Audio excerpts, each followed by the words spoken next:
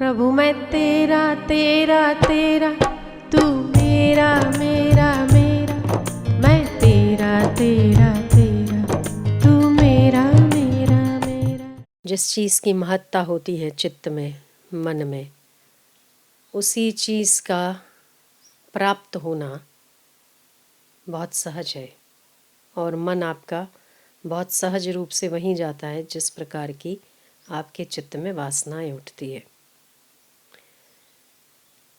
तो मन का उथल पुथल होना, मन का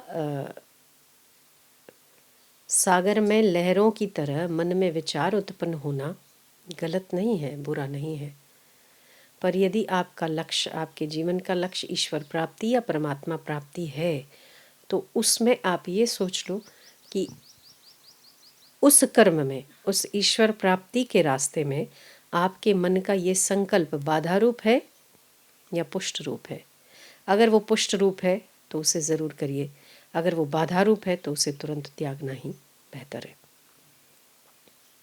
परमात्मा प्राप्ति का जिसके जीवन का लक्ष्य है, वह व्यक्ति के लिए यहाँ वहाँ की बातें, निंदा और स्तुति अच्छा और बुरा नहीं है। उसके लिए हर कर्म जीवन के उस मुकाम के लिए सीढ़ी बनकर काम करता है। आपके मार्ग में बहुत सारे रोड़े, बहुत सारे पत्थर हैं। अगर तो उन पत्थरों से घबरा जाओ या उन पत्थरों से डर कर, हिम्मत हार कर अगर छोड़ दो रास्ता, तो यही रोड़े आपके मार्ग के बहुत बड़े रोड़े बनकर आपको लक्ष्य भटकाने के लिए पर्याप्त मात्रा में काम करते हैं।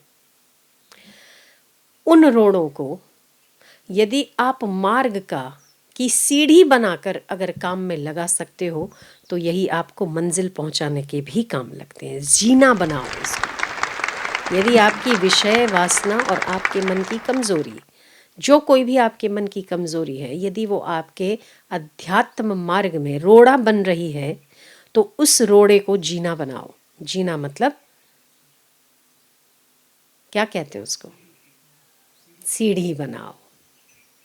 यदि आप उसे सीढ़ी बनाकर आगे बढ़ेंगे तो आप देखेंगे कि विषय, विकार, आशा, दुराशा, निराशा और सांसारिक तमाम कई चीज़ें जो बाधा रूप आपको लगती थी, वो अध्यात्म मार्ग के लिए परिवर्तित होकर आपके।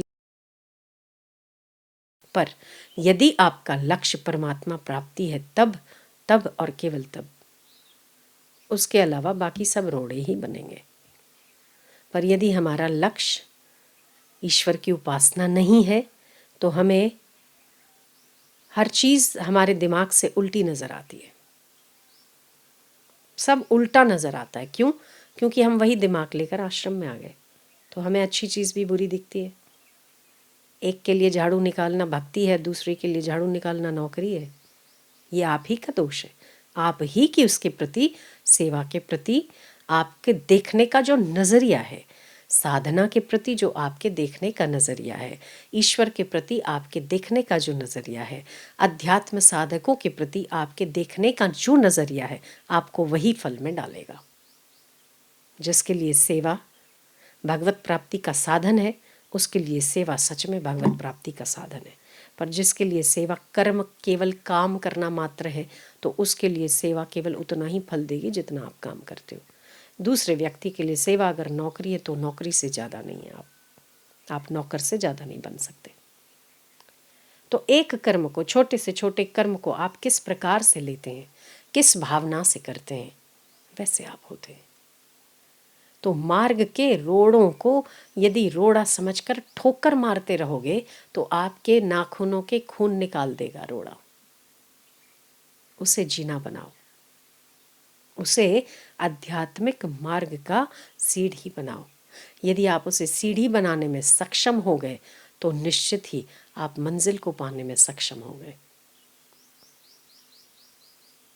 उसमें आपको आपके जीवन के प्रति और आपके कर्म के प्रति आपका नज़रिया कैसा है, बहुत मायने रखता है। आप एक कर्म को किस प्रकार से करते हो, रो के, मर के, नौकरी समझ के, कर्म समझ के, या भक्ति समझ के।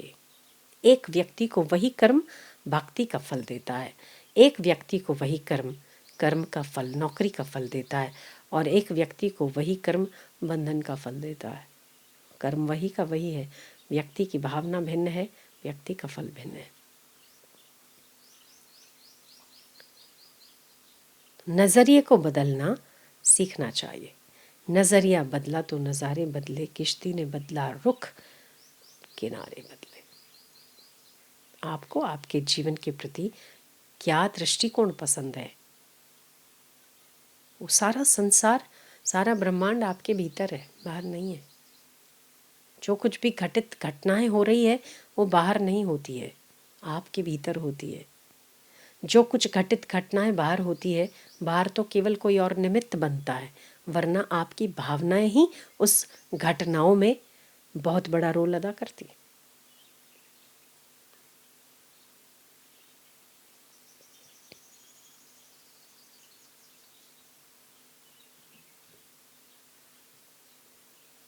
अपने जीवन का लक्ष्य परमात्मा प्राप्ति से अगर आपने कुछ भिन्न रखा है तो आपके लिए सब रोड़ा ही रोड़ा है, बहुत दुखद स्थिति है आपकी। पर अगर आपने आपका लक्ष्य ईश्वर प्राप्ति है तो उसके लिए आपको काम नहीं है, क्रोध नहीं है, निंदा नहीं है, स्तुति नहीं है। जो बौछार आ रही है परमात्मा के द्वारा वो सभी आपकी उन्नति में सहायक बन रही है। कुछ भी अघटित नहीं घटना हो रही है, वही घटित हो रही है जैसा आपके दिमाग में पहले आपके विचारों ने तय किया। कुछ नया घटित नहीं हो रहा। अच्छा, घटनाएं छोड़ो, जो ज्ञान हम आपको दे रहे हैं, जो ज्ञान गीता आपको दे रही है, जो ज्ञान उपनिषद आपको दे रहे हैं, जो ज्ञान संत महापुरुष आपको दे रहे हैं, वो कहीं से लाके और आप में डाल रहे हैं ऐसा नहीं है। ये आप पहले से ही ज्ञान भी आपके भीतर है, वो केवल उसको जगाने का काम करते हैं। ज्ञान अज्ञान दोनों ही आपके भीतर है, समत्व भी आपके भीतर है, केवल उसे दिशा दिखाने का काम करते हैं वेद, दिशा दिखाने का काम करती है गीता, दिशा दिखाने का काम करते महापुरुष। वरना ज्ञान हम कहीं से लाए जो आप में नहीं है, वो हमें कुछ नया देना है, ऐसा नहीं है। हम वही दे रहे हैं जो ऑलरेडी आपके भीतर है। आप ये सब तो जानते थे। ऐसी एक भी चीज़ जो मैंने अभी बताई, इसमें कोई एक व्यक्ति बता दे कि ये मैं नहीं जानता था। क्या आप नहीं जानते थे पहले कि मार्ग के रोड़े को अगर जीना बनाया जा सकता है तो यही रोड़े आपकी मंजिल तय करने में काम आते हैं? क्या आप नहीं जानते थे? जानते हो। ज्ञान आपके भीतर पहले से ही था, कुछ बाहर से नहीं आता है। क्या आप पहले नहीं जानते हो?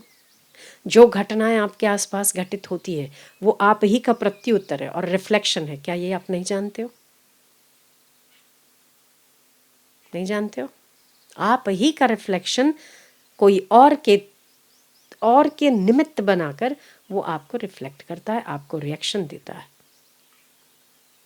कुछ नया घटित नहीं हो रहा है। जो ऑलरेडी आपके भीतर है, जो विचार आपके भीतर है, वही घटनाएं बाहर है। तो सबके लिए सकारात्मक सोचिए, अपने जीवन के लिए सकारात्मक सोचिए, अपने मार्ग के लिए सकारात्मक बनिए। आपको जो प्राप्त करना है उसके लिए सकारात्मक, हकारात्मक और आशावादी बनकर चलिए। फिर हर स्थिति दुनिया की विकट से विकट भी आपको विचलित नहीं करेगी, सहायता करेगी, सहभागी बनेगी, सहायता करेगी आपकी उन्नति में। तो घटनाएं बाद में घटित होती है, रिफ्लेक्शन उसका रिएक्शन बाद में आता है। घटित पहले हो चुकी है आपके भीतर, जो नजर बाद में आई, शब्दों के द्वारा, व्यवहार के द्वारा, एक्ट के द्वारा। पर विचार आप पहले कर चुके हैं, आपने अपना भविष्य पहले तय कर दिया। घटनाएं कौन सी घटित होनी चाहिए आपके साथ वो आपने पहले तय कर दिया, घटित तो बाद में होती है। तो आप क्या चाहते हैं वैसा सोचिए, वैसा बन जाएंगे। अगर आपका विचार और सतत दिमाग बहुत नीचे रहता है, तो आप ये भी मानिए कि आप दुखी होने के लिए तैयार रास्ता बना रहे हैं। अगर आपका विचार उच्च है तो ये भी मानिए कि हर दुख आपको सहभागी बन के सुख में परिवर्तित करेगा। जैसी आपकी सोच है वैसे ही आप बनते हैं। कोई व्यक्ति किसी के सुख और दुख में कारण नहीं बनता है। आपके भीतर की सोच ही आपके सुख दुख में कारण बनती है। घटना बाद में घटित होती है, आपने तय पहले कर लिया होता है, क्योंकि आप अपने भाग्य के आप विधाता हो। आप अगर तय कर चुके हैं कि मुझे दुखी होना है, तो आप सतत विषय विकारों का चिंतन करिए। आप बेचैन अपने आप बैठे होंगे, कोई कर रहा है या नहीं कर रहा है, कोई व्यक्ति को मालूम है या नहीं है, पर आपके विचार ही आपको बेचैन करना शुरू कर देंगे। ये पहली घटना कहाँ शुरू होती है? आपकी इस मशीनरी में। गड़बड़ उल्टी मशीन चलना कहाँ शुरू होती है? आपके भीतर। तब आपको लगता है बाहर वाला व्यक्ति मुझे साथ नहीं दे रहा है, सहयोग नहीं दे रहा है, बाहर वाला व्यक्ति मुझे उल्टा सीधा कर रहा है। तो कोई भी परिणाम बाहर बाद में आता है, आपके भीतर की घटना उसे तय पहले कर लेती है कि क्या घटना चाहिए। तो आप क्या घटित होता हुआ देखना चाहते हैं, वैसा सोचिए।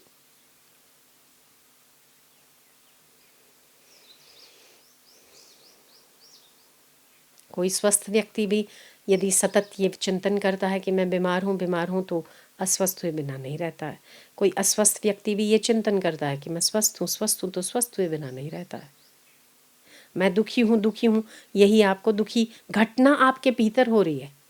दुख बाहर नहीं है, सारा उजाड़ लग रहा है, दुख लग रहा है, मैं तो मेरे जैसा परेशान कोई व्यक्ति नहीं है, सारा सूना सूना संसार, अकेला अकेला संसार, महफिल में भी आपको मज़ा नहीं आ रहा है। ये बाहर नहीं है, आपके भीतर हो रहा है। वो एक माई को बार बार ना ऐसे, वो उसके पति को बोल रही, आ બધું ફરે છે, जो जो जो आखू आकाश फरे છે, आखी आखी पृथ्वी गोर गोर गोर गोर फरे छे। पृथ्वी गोर गोर नहीं फर रही है, तेरा दिमाग गोर गोर फर रहा है। घटना आपके भीतर हो रही है, जो कि बाहर केवल रिफ्लेक्ट हो रही है। ऐसे ही आपका आत्मभाव, आपकी उन्नति का भाव, आपको सभी समस्त सृष्टि परमात्मा है, वसुधैव कुटुंबकम, सभी आपके अपने स्नेही हैं। ये घटना पहले आपके भीतर घटित होने दो, वो भीतर घटित हो रही है, तभी आप बाहर स्नेह दे सकते हो। महफिल यहाँ होनी चाहिए, बाहर की महफिल से क्या होता है? तो उस महफिल में आप अकेले क्यों हो? क्योंकि आप भीतर से अकेले हो। एक व्यक्ति एकांत में भी महफिल में बैठा मजा कर रहा है, क्यों? क्योंकि भीतर से उस परमात्मा के साथ है। तो आप क्या घटित होने देना चाहते हैं अपने जीवन में, वो सब कुछ आप प्राप्त करते हो। पहली शुरुआत आपके भीतर की होती है। रिफ्लेक्शन जमाना बाद में देता है। आपके सहपाठी, आपके सहभागी, सह अध्यायी, आपके इर्द गिर्द रहने वाले आपके मित्र उन घटनाओं का रिएक्शन बाद में देते हैं। पहले आप उसे अपने भीतर सैंपल डेमो करते हैं। डेमो है ये आपके भीतर का, ट्रेलर है, जो कि पिक्चर बाद में दिखती है। ये तो ट्रेलर है, पिक्चर अभी बाकी है मेरे दोस्त, ऐसा एक वो भी है ना। तो ये ट्रेलर होता है। ये जो छोटी छोटी घटनाएं घटित होती है, ये आपके जीवन का ट्रेलर है। जो आप सोचते हो उसका रिएक्शन, उसका रिफ्लेक्शन है, ट्रेलर है। अगर आप यूं ही सोचते रहे तो पिक्चर अभी बाकी है। और अगर आप ऐसा नहीं चाहते हैं कि आपका ट्रेलर बहुत बुरा है, तो ट्रेलर को बदलना भी आप ही को पड़ेगा ना। ट्रेलर अच्छा नहीं लगा आपको तो आप पिक्चर नहीं देखते हैं, ट्रेलर ही आता है पहले। ठीक है, तो आप कौन सी पिक्चर देखना पसंद करोगे? वैसा ट्रेलर भी आप ही को बनाना। आप डायरेक्टर हैं, एक्टिंग भी आपकी, डायरेक्टर भी आप, डायरेक्शन भी आपका, एक्टिंग भी आपकी। और वो कौन नचाता कौन है? कोरियोग्राफर भी आप हैं और उस पर नाचने वाले भी आप हैं। जो कुछ भी घटित होगा आपके विचारों का रिफ्लेक्शन ही घटित होता है। निश्चय मानिए, कोई भी किसी को सुख हो न दुख हो न को भी दाता, कोई किसी के सुख दुख का कारण नहीं होता। आप स्वयं सुख दुख के कारण हैं। आप वैसा घटित होने देना चाहते हैं, इसीलिए वो हो रहा है। वरना परिस्थितियों में इतना कहाँ दम है कि वो अचानक से आए, अचानक से आपको बहा कर ले जाए। उसमें कहाँ दम है, उसमें ताकत ही नहीं है। आप जिसे हवा देते वो हवामान हो जाता है, जिसे तूल नहीं देते वो धूल मिट्टी बनकर कण की तरह पड़ा रहता है आपके चरणों में। तो आप कौन सी पिक्चर देखना चाहते हैं? सुखद देखना चाहोगे निश्चित ही, आनंददायी देखना चाहोगे निश्चित ही, दूसरे आपके अनुकूल बने ये देखना चाहोगे, है ना? तो आप वैसी घटनाएं, वैसी सोच, वैसी सकारात्मकता अपने भीतर उत्पन्न करिए। तब आपको बाहर का रिफ्लेक्शन वैसा नजर आएगा। आईना होता है ना, वो अपन बाल वाटिका में जाते थे, छोटे थे तो लंबा आईना, खड़े हो ना तो छोटे छोटे बच्चे ऐसे ऐसे लंबे दिखते हैं, है ना? लंबे लंबे दिखते हैं। वो आईने में फिर थोड़ी ऐसे मोटे मोटे मोटे मोटे मोटे मोटे, हाँ, आईने में भी दिखता है मोटा मोटा चेहरा, मोटे मोटे आप। तो क्या आप मोटे हो गए? रिफ्लेक्शन है उस मिरर का जिसमें आप खड़े। पर उस मिरर के पास अगर कुछ नहीं है तो दिखेगा क्या? आप एक घटना है और वो उसका रिफ्लेक्शन है। घटना होना जरूरी है, आप होने जरूरी है वहां, वरना मिरर काम नहीं करता। तो जो घटनाएं आपके सामने आ रही है, जो घटित हो रही है, उसके लिए आपका होना आवश्यक है। आप अगर उसमें नहीं है, घटनाएं जीरो है। अगर आप उसमें हैं शामिल तो दुखी सुखी करती रहेगी आप, कभी लंबा दिखाएगी, कभी चौड़ा दिखाएगी, आप क्योंकि इन्वॉल्व्ड। आपका होना ज़रूरी है।